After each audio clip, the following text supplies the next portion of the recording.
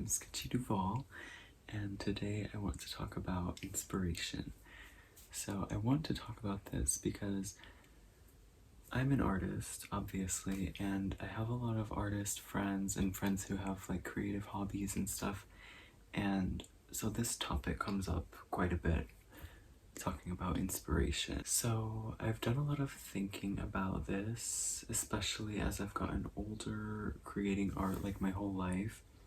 My relationship with art has had to like change, and I've had to figure out what that means and how I can keep creating art as I grow and change and keep finding inspiration and keep using inspiration. So I'm speaking on this topic as a collaborator, kind of, not as like a professor or something, like, because whatever, I'm not a professor, but this is really just like me speaking from personal experience as someone who is also dealing with the same thing that my friends are dealing with, you know, like I don't have any authority over this. I'm just like, I mean, I have authority over it in the sense of like my art, you know, so I'm just sharing that perspective. So hopefully it can help you if you need some inspiration or something, or if you're looking to find something.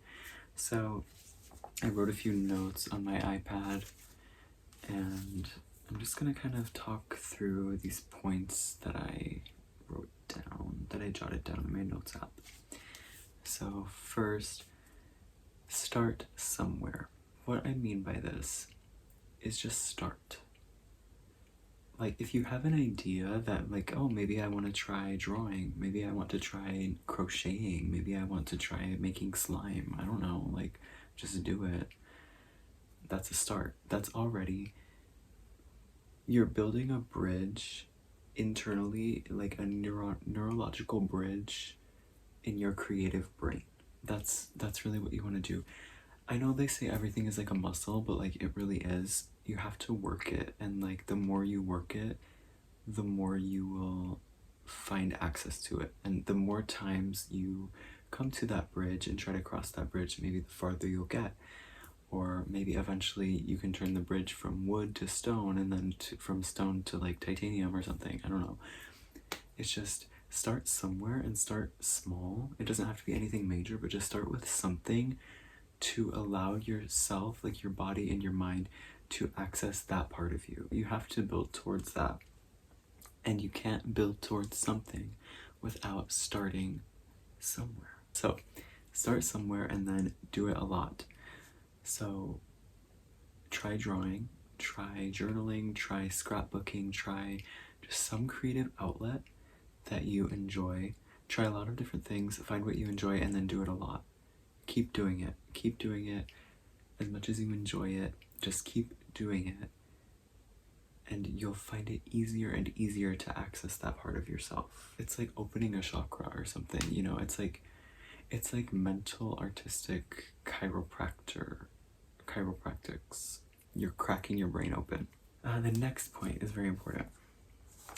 Just because it's something you might enjoy doing, it doesn't mean that you will always enjoy doing it. Me, for example, I love drawing ever since I was a child, and I still, to this day, I know I love drawing, always. Like, just a part of my being is that. But that doesn't mean that every day or every hour of every day I enjoy drawing, you know? There are some days where I just don't feel like it. Even though, you know, I know that I like it, like in the long term, like in the broad aspect of my life, I know I love drawing. But some days I don't feel like it. So what do you do with that? Try to do it even when you don't want to. Maybe not all the time, and maybe this won't work for everyone, but I know for me, this really works. So there have been times where I felt like that, and then I just don't do anything because I'm like, oh no, you should rest because you don't want to burn yourself out. But then not doing anything feels worse than if I had just done something, even though I was tired. I don't think that'll work for everyone, but for me, that does motivate me, because I'm kind of motivated by like anxiety and rewarding myself with my accomplishments with like a sense of accomplishment within myself. That's like what motivates me the most. The feeling of wasting time and not having done something feels worse to me than if I do something when I don't necessarily want to, or when I don't feel like I have the energy to give to it. If I just push through that and do it, a lot of the times, one, it becomes easier than I expected, you know, and two, I feel accomplished at the end. So it's like, yeah, maybe I'm tired, but then I feel accomplished, and that kind of energizes me.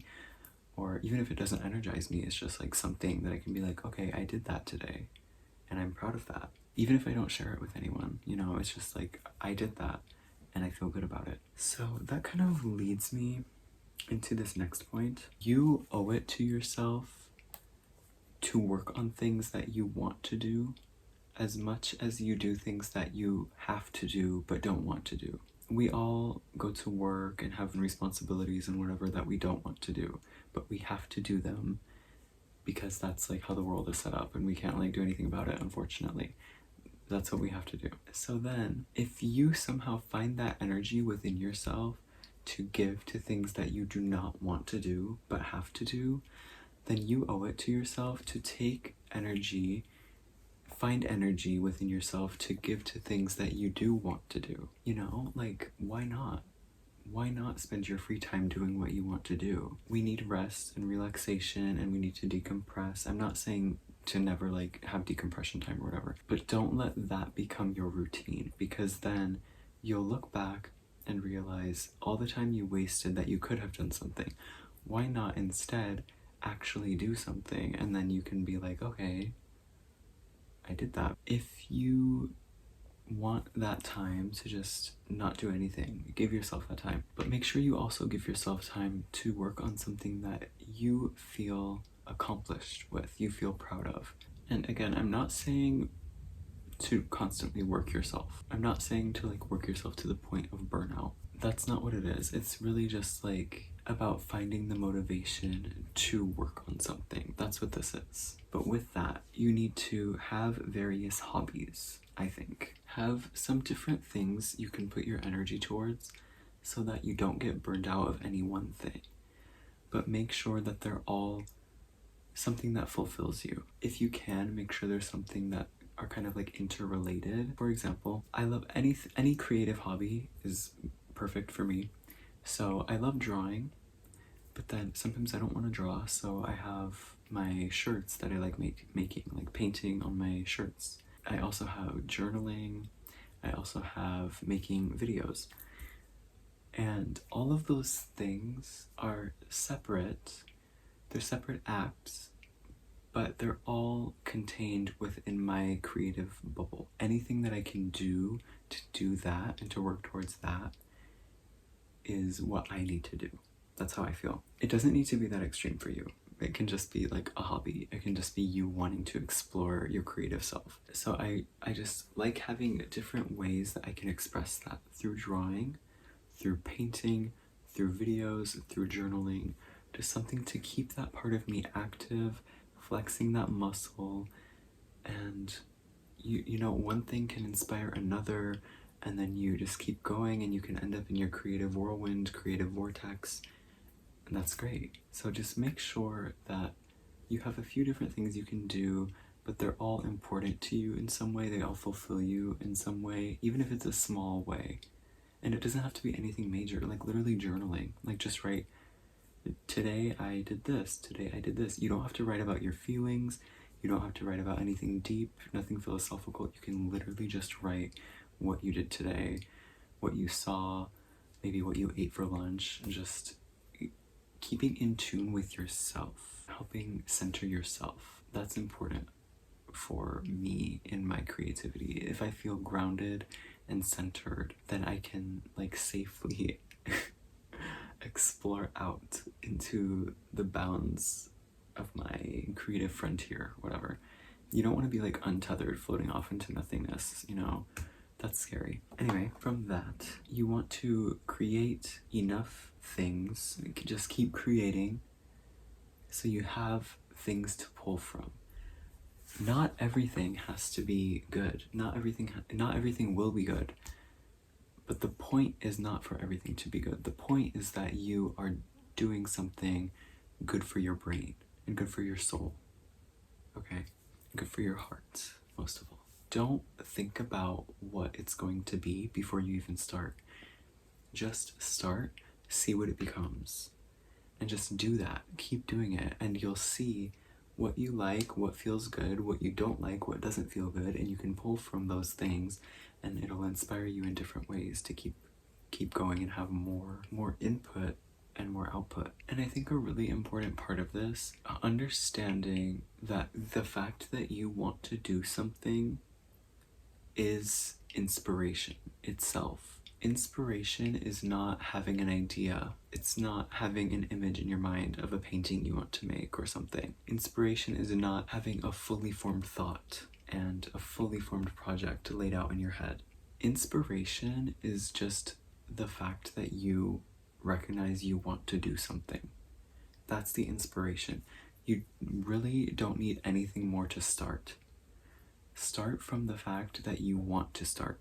Hello. Like, I know it sounds like crazy, I don't know, but when I realized that, I was like, wait, I can literally just like do things. Just do things without any preconceived idea of what you expect them to be. Don't put any of those expectations on yourself before you even start, because you're not allowing the creative expression to flow. That is limiting your expression. The last major point that is really that has been really influential to me is reframing how you think of creativity. So first, reframe how you think of inspiration. With that, like, inspiration is the fact that you want to do something. There's that. Also, reframe how you think of creativity. Okay, this is a quote that I heard somewhere. I don't remember who said it. I don't even know who said it. I just heard it on Instagram or something. Creativity is not a pool that you pull from and then eventually all the fish are gone. You know, it's not that.